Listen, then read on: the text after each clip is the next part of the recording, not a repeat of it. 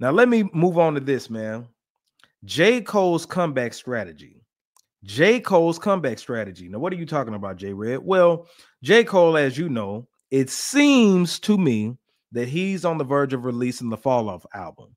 He's on the verge of releasing the Fall Off album, and I'm thinking it may be sometime next month. I'm hoping that's what it is.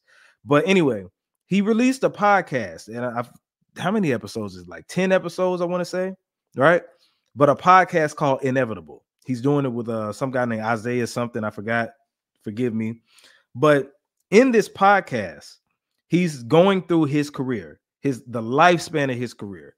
I haven't listened to the whole thing, but I've been listening to clips. And in addition to this, he's releasing or appears to be releasing the mixtapes that were not on streaming platforms, right? So I've been looking at this and I'm like, okay, what happened to J. Cole earlier this year that was so controversial that had everybody rooting against him?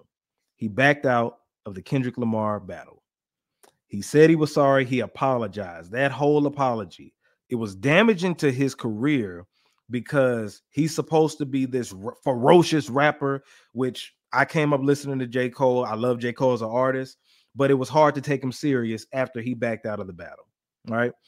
And he's been doing questionable things ever since. The last song that he dropped was Port Antonio, that received a lot of backlash. So what can J. Cole do? I'm going to his strategy. What can J. Cole do to build up enough buzz and attention for the fallout? Because if you've been following this channel, I said earlier on one of these episodes that J. Cole needed something to help him get back into the game. Something that, you know, because the buzz for the fall off went out, and it's like a fire extinguisher came out and got all of that because he put out the Might Delete Later project.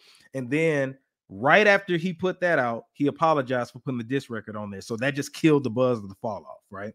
So what could he do to get back in good with everybody? Take the Drake approach. What did Drake do? It didn't work, but Drake released 100 gigs. Drake didn't know what to do, so he put out 100 gigs worth of documentary style footage that, you know, showed his career, documented his career. When he made Over My Dead Body, when he was doing his verse to Trophies, when he was on the phone with Cameron, when he was doing the whole Dipset tribute, all that stuff, making songs from Take Care, Nothing Was the Same, all that stuff, right?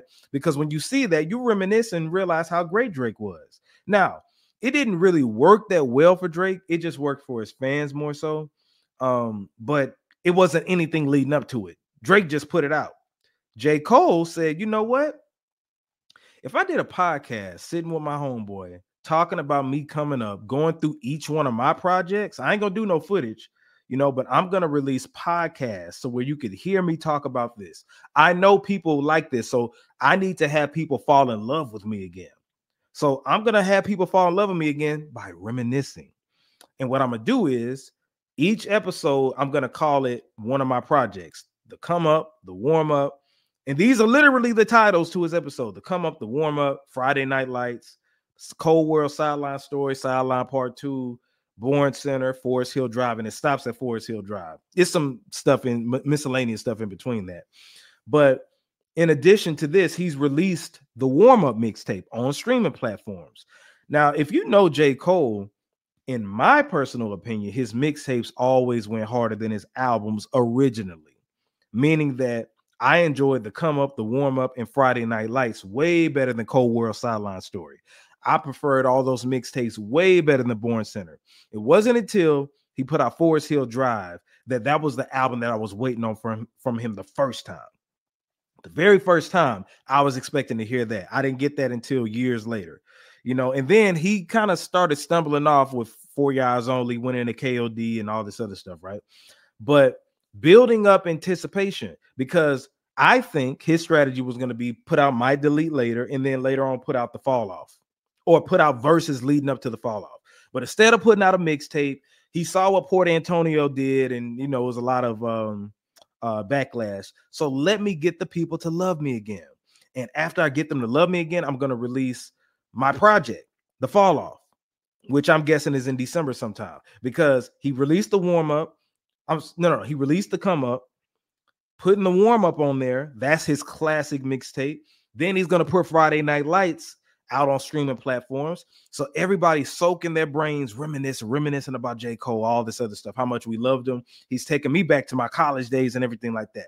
So after that, he finally puts out the Fall Off. And man, that's going to garner everybody's attention and make them want to hear it again. Versus you being this ferocious MC that everybody thought that you were.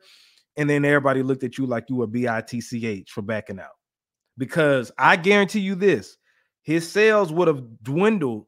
I ain't going to say flopped, but he would have dwindled if he has not done this. I think it's a genius move. I think he took a page out of Drake's playbook, but actually did something significant with it. Drake just did that so he could try to get people to like him again, but he had no album rollout with this.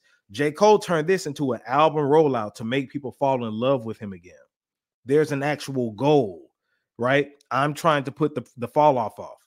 So if I put the Fall Off out and it does, I'm leading up to this and having people fall in love with me again, then that means the Fall Off will have a success.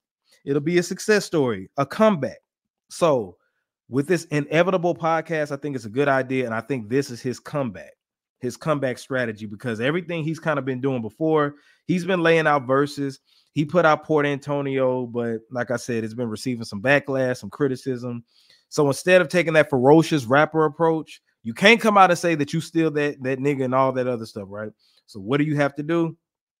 You have to dig in deep and make people love you again. And I think this is the best way, because your talent alone ain't gonna be able to do that. You need to have people reminisce about what you brought to the game, seeing your come up, see your stories, because that's something fans all want to know. So yeah, we're gonna see, man. I hope that the album does well. J. Cole is definitely one of my favorite rappers. I hate that he took that L. He still has that stench on him, that odor of the L, but we'll see where he goes, or where he goes rather, from here. So we'll see. Y'all let me know in the comments if you checked out the Inevitable podcast, or are you looking for the Fall Off?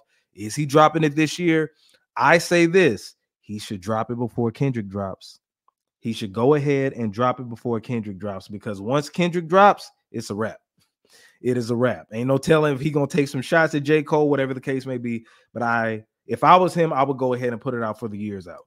But anyway, let me know in the comments what y'all think about that. Make sure that you subscribe to the official YouTube channel, which is youtube.com/RedsView. Make sure you follow me on all social media platforms at JAYR3D, and I will see you on the next episode. Peace.